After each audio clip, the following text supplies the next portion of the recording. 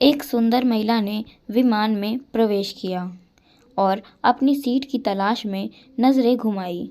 उसने देखा कि उसकी सीट एक ऐसे व्यक्ति के बगल में है जिसके दोनों ही हाथ नहीं हैं।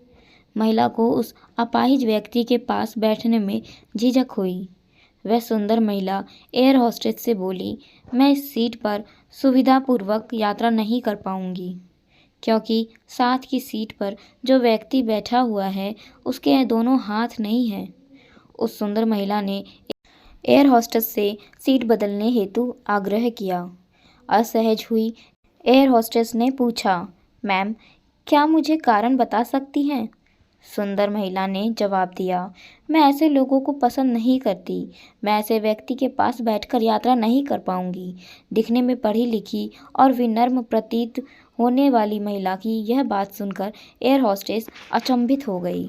महिला ने एक बार फिर एयर होस्टेस से जोर देकर कहा कि मैं उस सीट पर नहीं बैठ सकती। अंततः मुझे कोई दूसरी सीट दे दी जाए।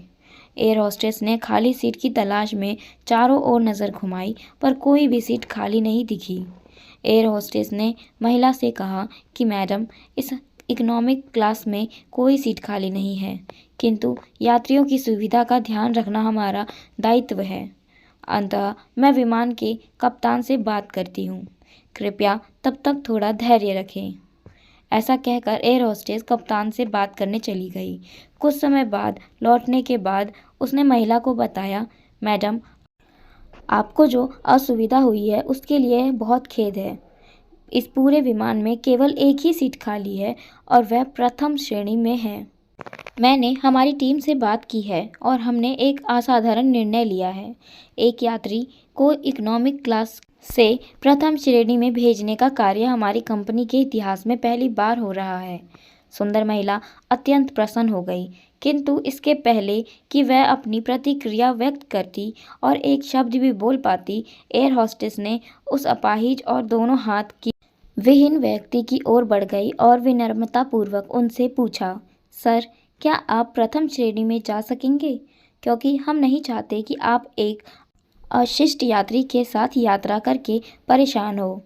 यह बात सुनकर सभी यात्रियों ने ताली बजाकर इस निर्णय का स्वागत किया। वह अति सुंदर दिखने वाली महिला तो अब शर्म से नजरें ही नहीं उठा पा रही थी। तब उस अपाहिज व्यक्ति ने खड़े होकर कहा, मैं एक भूतपूर्व सैनिक हूँ और मैंने एक ऑपरेशन के दौरान कश्मीर सीमा पर हुए बम विस्फोट में अपने दोनों हाथ खोए थे। सबसे पहले जब मैंने इन देवी जी की चर्चा सुनी, तब मैं सोच रहा था कि मैंने भी किन लोगों की सुरक्षा के लिए अपनी जान जोखिम में डाली और अपने हाथ खोए।